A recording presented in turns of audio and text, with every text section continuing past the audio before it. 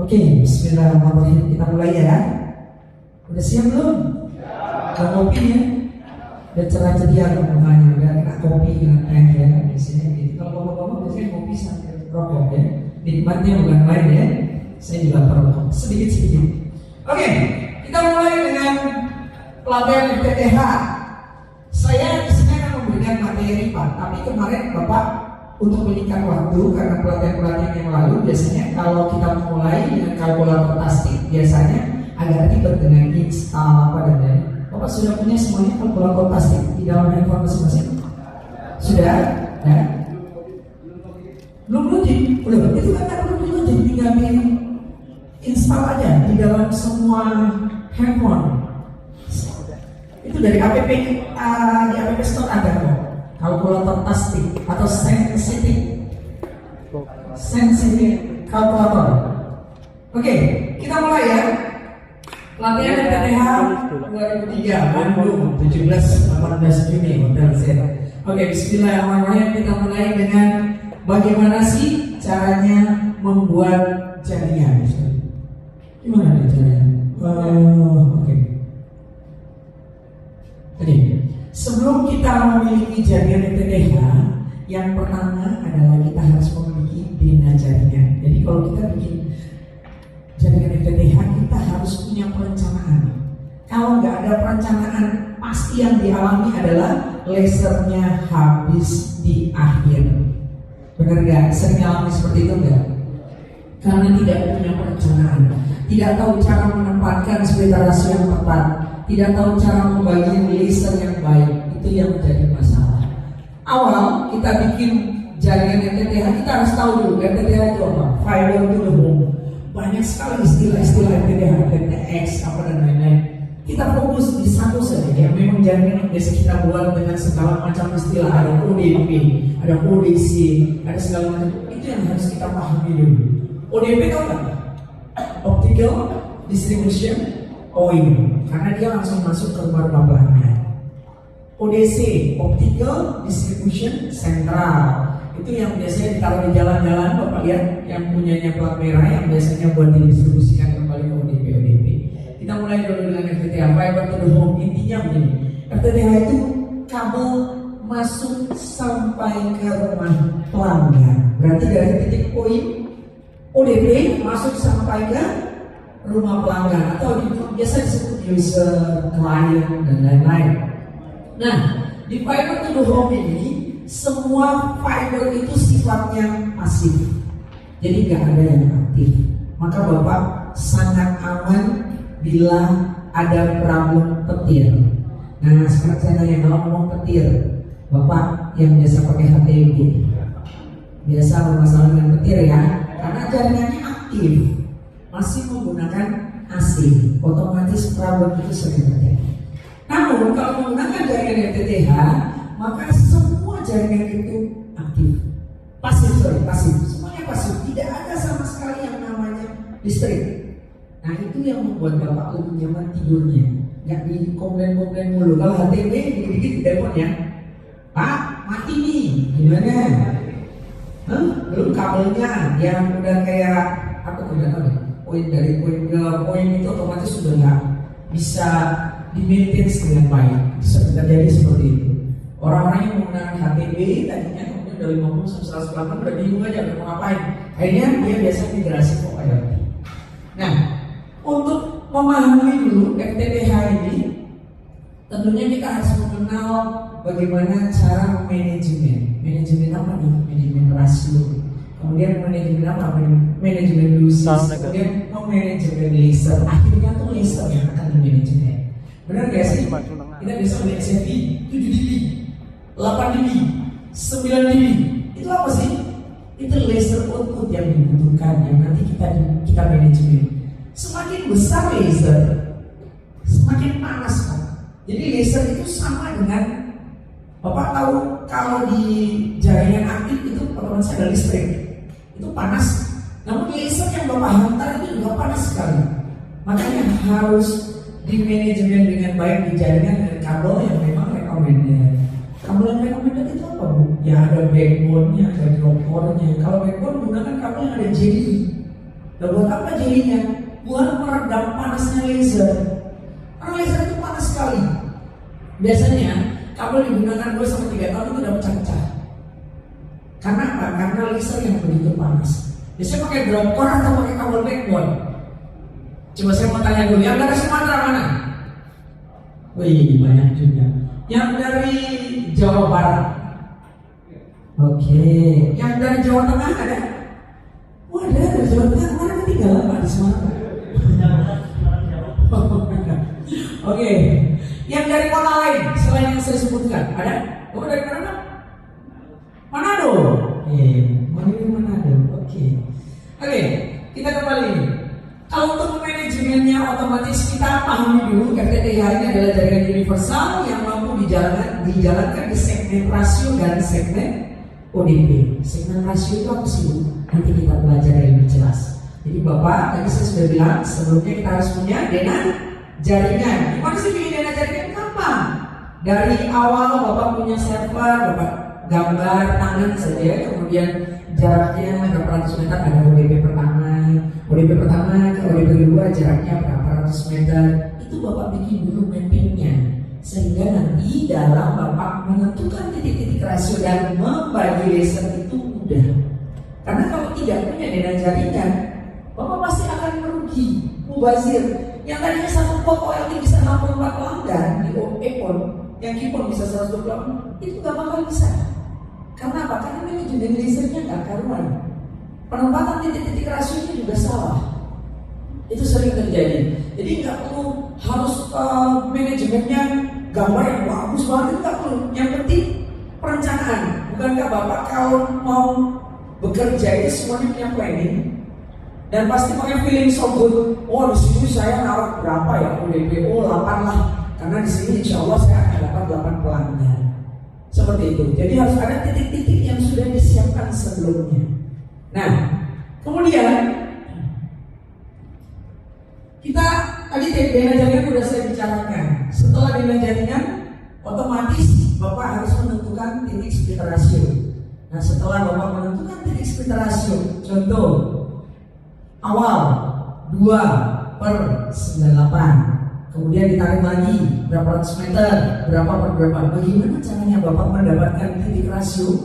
Itu nanti ada hitung-hitungannya. Jadi di sini Bapak akan berhitung secara manual dulu. Saya tidak akan mengajarkan Bapak yang mudah-mudah, supaya Bapak kalau kehilangan split rasio, Bapak tahu. Bapak kalau beli split rasio seperti ini, ada data setnya, betul? Ada data setnya. Lalu Bapak lihatnya kan dari sini ya. Lalu kalau data setnya ini hilang, Bapak tahu nggak ini berapa per berapa? Nggak tahu kan? Nah, di sini kita belajar supaya Bapak nggak merugi. Bapak tahu bahwa ini berapa persen per berapa persen. Nah, setelah Bapak menentukan titik-titik rasio ini, Bapak akan menentukan jumlah ODP yang akan ditempatkan di jaringan. Yang sering terjadi, membeli split rasio paket, ya kan? Kemudian si penjual membuat ODP pertama 8/9 sekian, kemudian ODP kedua 10/90. Apakah betul itu split rasio harus digunakan di jaringan Bapak? Tidak betul. Makanya kalau kita gagal paham, kita tidak tahu bagaimana cara menetapkan titik-titik rasio tadi, maka kita mubazir, uang percuma, hanya memberi apa yang paket-paketan itu. Saya juga jual paketan Pak. Cuma dengan cara sebelum orang itu membeli, kami tanyakan mana dana jaringannya. Kami bantu untuk menentukan titik-titik rasionya. Kalau Bapak sudah punya basically seperti ini, Bapak udah nggak butuh lagi itu. Bapak sudah tahu split rasio berapa yang Bapak butuhkan, laser output berapa yang Bapak butuhkan. Karena kalau contoh 10/90, 10 itu Bapak turunkan di ODP, yang 90 dilanjutkan. Jadi yang 10% yang dimakan di ODP, yang 90 lanjut lagi. Begitu seterusnya. Berapa persen yang akan diturunkan?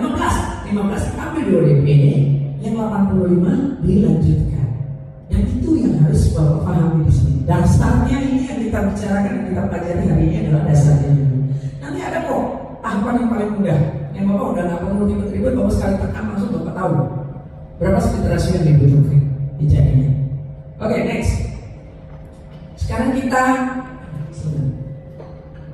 kita coba, ini adalah jaringan yang dibuat oleh salah satu sahabat global. Nah, tadi saya bilang Pak, nggak usah yang cakep-cakep, gambarnya biasa aja. Yang penting kita tahu antara ODP 1 dengan ODP yang lain itu jaraknya berapa meter. Ini keluar dari royalty. Kemudian ini ada 3 jalur ya. 1, 2, 3. Jalur yang ke kanan, ke kiri, ini ada jarak antara ODP, ada yang 50 meter, 75 meter, 100 meter. Ini sebenarnya ada yang 450 meter, 400 meter. Ini jarak antar ODP. Nah, di setiap jarak ini pasti akan ada hitungannya. Hitungan apa? Hitungan kabelnya dulu. Bapak menggunakan kabel apa nih? 400 meter itu lusisnya berapa? Kalau kita bicara jaringan FTTH, tidak ada penambahan. Adanya cuma kurang. Jadi dari jaringan yang Bapak gunakan tadinya lasernya 9 dB, itu isinya cuma dikurangi, bukan ditambahkan. Belum ada manajemen ditambahkan. Ya, semuanya dikurangi. Nah, kalau dikurangi, otomatis kita harus tahu dulu. Ini kabel 400 meter berapa lusisnya? Kalau kita mau mengukur berapa lusis dari kabel ini, otomatis kita harus tahu dulu per meternya berapa lusisnya. Nah, standar yang digunakan di pelatihan kami tentunya kabel milik kami, bukan milik orang lain. Jadi nanti kami akan membuat ada aplikasi yang lebih mudah yang Bapak bisa menentukan titik rasio dengan mudah, mengerti berapa lusis dari kabel. Tapi semua itu memang standarisasi barang kami, ya. Kemudian setelah Bapak sudah mengerti berapa panjang kabel ini dengan lusisnya, Bapak pasti akan dengan mudah menetapkan berapa titik rasio di titik-titik tersebut. Berapa titik rasio, kemudian ini lanjut titik spacingnya berapa dan lain-lain. Ini jaringan yang dibuat oleh sahabat global. Dia belum tahu mau naruh split rasio berapa ini di setiap titik-titik ini. Kemudian kita menjawab, kenapa awalnya 50-50 Bu? Kok nggak langsung aja 8/92? Karena SMP yang digunakan 9 dB, terlalu besar. Jadi kita redam dulu dengan 50/50, kemudian baru kita bagi. Nah, di sini sudah ada titik-titiknya. Ada 8/92, 10/90, 20/80. Kemudian selanjutnya yang ke jaringan yang kedua ini sudah ada ditetapkan juga 8/92 dan seterusnya. Bapak ingat ya, 8 ini yang diturunkan di ODP, yang 92 ini yang dilanjutkan. Jadi manajemen laser di sini yang Bapak pelajari. Ujung-ujungnya itu cuma laser yang dipelajari. Ujung-ujungnya cuma berhitung saja. Jadi saya yakin ya, pandainya berhitung untuk kelas ini, insya Allah bisa ya. Bisa, saya lihat masih muda-muda. Biasanya pintar-pintar berhitung. Oke. Untuk membuat jaringan FTTH yang baik, tentunya Bapak harus punya dana jaringan, yang pertama. Kemudian yang kedua, Bapak harus punya manajemen rasio yang tadi sudah saya jelaskan. Manajemen lusis. Nah, sekarang kalau kita bicara manajemen lusis, saya mau tanya dulu sama Bapak. Bapak tahu ini apa? Pigtail. Oke. Di ujung pigtail ini ada konektor. Tahu berapa recommended lusis dari konektor? Berapa? 0,5 kebesaran. Berapa? 0,3. Hah? 0, kekecilan Pak. 0,3. Itu untuk recommendednya. Jadi kalau Bapak mendapatkan yang lebih besar, berarti nggak recommended. Lebih kecil, oke, nggak ada masalah. Nah, kalau Bapak menggunakan sistem splitter yang seperti ini, sebentar, ada splitter, ada konektornya ya. Oke? Nah, di setiap jaringan Bapak gunakan seperti ini. Bila Bapak belum ekspor, belum mengerti cara berhitung rasio dengan baik, Bapak menggunakan ini, otomatis Bapak kehilangan di setiap titik 0,3 dB. Tapi kalau Bapak menggunakan yang buntung seperti ini, begitu Bapak space dengan lusis 0,1, maka Bapak untung 0,2 dB. Dikalikan sekian banyak splitter yang ada, lumayan, masih dapat beberapa customer lagi. Kalau sudah ekspor, nggak apa-apa pakai yang ini. Tapi kalau masih awal-awal, boleh pakai yang ada konektornya. Karena cukup sulit kalau semuanya ini sudah disambung lalu dipotong lagi, disambung lalu dipotong lagi, cukup sulit. Oke, kemudian kita tanya dulu, manajemen lusis. Apakah splitter rasio ini punya lusis? Tentunya punya. Berapa lusisnya? Kita akan cari tahu sampai detail dengan berhitung menggunakan kalkulator pasti. Kemudian saya mau tanya, untuk paspor berapa lusisnya yang Bapak rekomendasi? 0, enggak dengar saya 0,5. Biasanya kalau paspor ini berapa Pak Agus? 0,3 atau 0,7? 0,3 dulu. Sekarang kita kalau bicara antara adapter, pernah nggak ada yang hijau? Yang hijau, ada ya sih. Yang hijau dan ada yang biru. Kita kalau bicara hijau dan biru cuma bicara lambda. Lambda itu kalau di internet yang digunakan 1310 dan 1490. Gunakanlah yang biru Bapak, jangan gunakan yang hijau. Gunakan yang hijau, nanti perdaungannya besar, habis lasernya.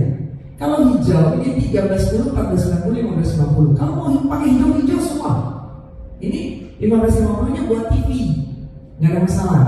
Kalau yang biru tentunya buat internet. Lambda itu apa sih? Lambda itu frekuensi yang digunakan yang memang khusus untuk internet 1310, 1450, transit dan receive, menerima dan mengeluarkan. Namun kalau di TV dia hanya menerima saja 1550 saja cukup. Kalau yang di internet mau digabung sama TV pakai ini 1310, 1490, 1550. Berapa lusisnya Pak? Bapak tahu berapa lusisnya adapter? Gede loh Pak, 0,3 dB. Itu yang memang benar-benar recommended. Kemudian kalau kita bicara splitter rasio, Bapak pernah nggak pakai splitter rasio seperti ini? Banyak kok dijual di luaran murah-murah. Ini namanya ABS type. Kalau yang ini namanya PLC type. Nah, kenapa kita lebih menggunakan yang PLC type? Karena PLC type itu lusis atau kedalamannya lebih rendah. Tapi ada yang lebih rendah lagi Pak. Ini Pak, splitter box. Ini lebih rendah lagi dibandingkan PLC type. Namun dia tidak bisa beragam karena dia hanya average. Average itu hanya pembagian rata. Nanti kita jelaskan pembagian rata seperti apa. Nah, sekarang kalau kita bicara pas konektor, Bapak sering pakai pas konektor? Sering ya, yang pakai HTP suka pakai pas konektor ya. Berapa ragamannya? Tergantung skillnya. Oh, ada standarnya berapa? Standarnya 0,5. 0,5 kegedean Pak. 0,3. Kalau punya global di bawah 0,3. Harus ada standarnya. Oke, sekarang kalau kita bicara manajemen lusis, kita bicara splitter rasio. Sekarang saya mau tanya, dari tadi kita bicara jaringan pasif. Apakah splitter rasio itu splitter pasif? Pasif, betul? Oke, sekarang apakah splitter pasif itu berasio? Bukan. Oke, sekarang kasih mic-nya dia menjawab yang bukan. Mana? Saya mau jawabannya supaya kita mau kerucut. Bagus betul.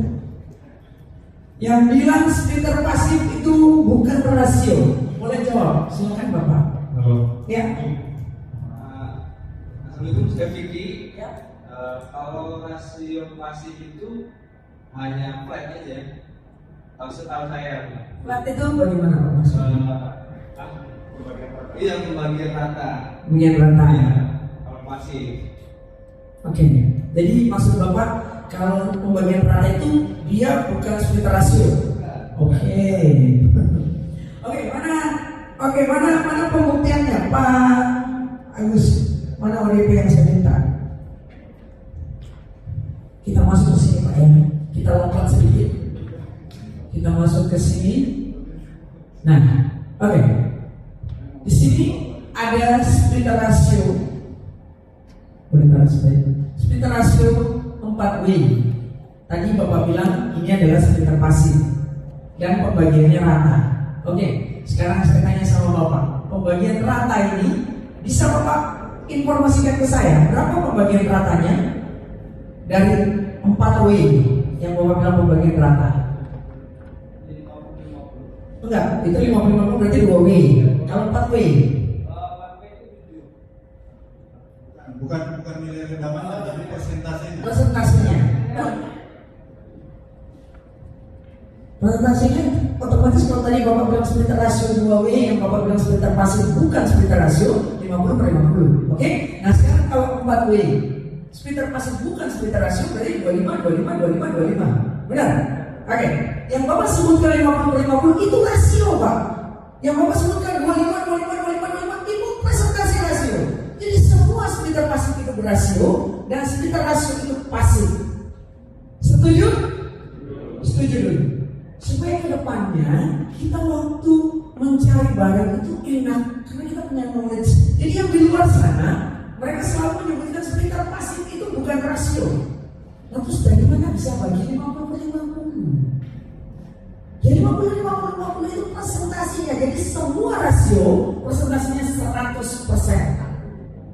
Contoh 4W, port 1, 2, 3, 4, 25, 25, 25, 25. Kemudian kalau 6, ini 8W, 1, 2, 3, 4, 5, 6, 7, 8 dibagi 100 dibagi 8, 16, 100 dibagi 16. Itu ada hitungannya, gitu ya bos. Jadi next time sudah harus tahu bahwa splitter pasif yang disebut itu adalah splitter rasio. Karena bayangin, ibu saya mau beli splitter pasif, masih makan semua splitter pasif. Bapak cari rasio berapa? 50/50. Oh ternyata itu yang disebut splitter pasif. Jadi kita jangan sampai gagal paham, kita selesaikan itu dulu. Kemudian kalau untuk ODP ini yang masuk ke dalam ODP, kalau ini 8W berarti 100 dibagi 8. Ini yang namanya splitter average. Kalau bentuknya box seperti ini. Kemudian kalau yang bentuknya rasio PLC seperti ini. Kalau sudah masuk ke dalam box, berarti dia dibagi rata. Dibagi rata dulu baru masuk ke klien-klien, masuk ke rumah-rumah pelanggan atau user. Oke, kita back.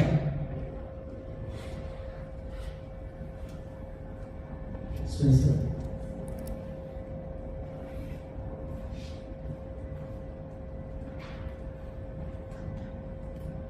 Oke, sampai di manajemen losses, ada yang mau bertanya? Masih bingung? Oh iya, silakan Pak, Lutfi.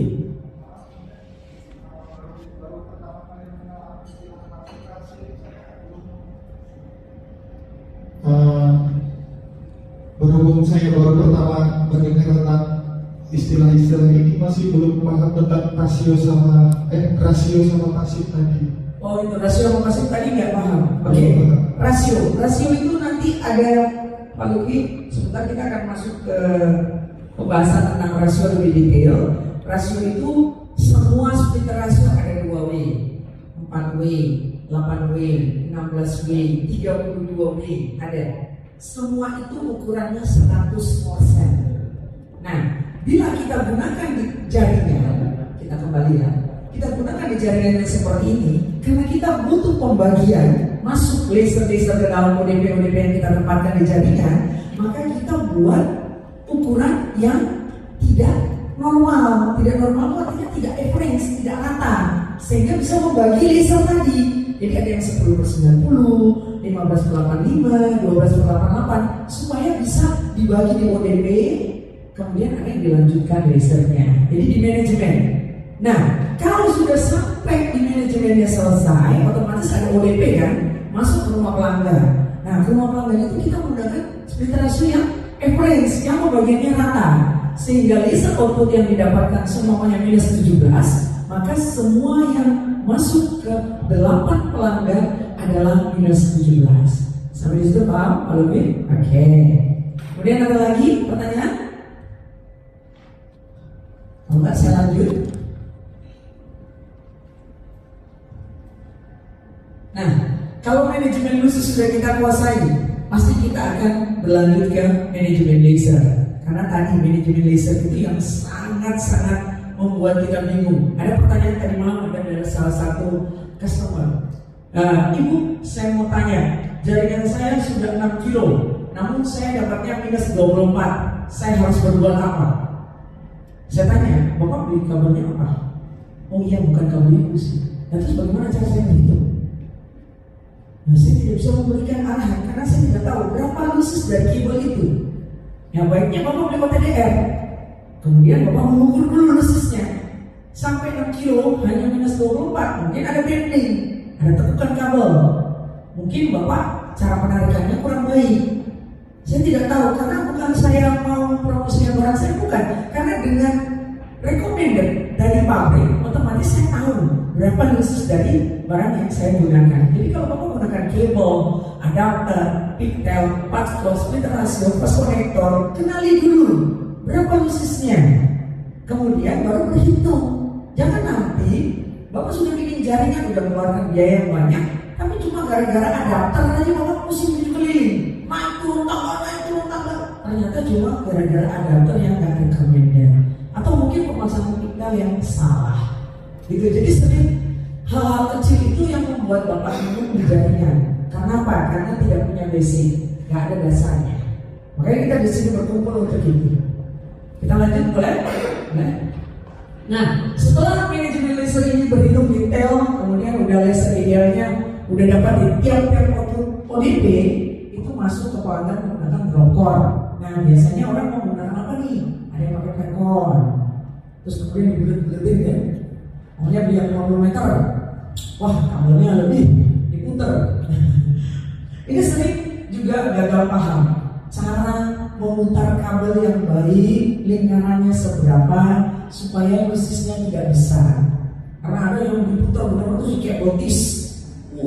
Ada tuh yang patch core-nya SMP 9 dB bu, oke, nggak bisa keluar 9 dB. Nah, coba video call sama saya. Alah, kenapa itu patch core-nya di kabel tis pak? Patch core di kabel tis dulu, putar-putar, sekecil mungkin, nanti lebih rapi ya. Ternyata lebih hancur. Jadi sering hal-hal yang seperti itu yang kita nggak tahu, kita pikir itu adalah hal yang wajar karena kita udah putar dengan benar, ternyata tidak sesuai. Jadi kalau menggunakan drop core untuk satu masuk dari ODP, otomatis kita space pakai pigtail. Kemudian kita pasang di ODP satu titik poin masuk ke pelanggan, kita space lagi masuk ke modem. Itu ada yang seperti itu. Ada yang titik space-nya menggunakan fast connector. Itu lebih besar khususnya, harus pandai-pandai. Ada yang menggunakan fast connector seperti ini. Ini yang di luar sana dibilang SOC.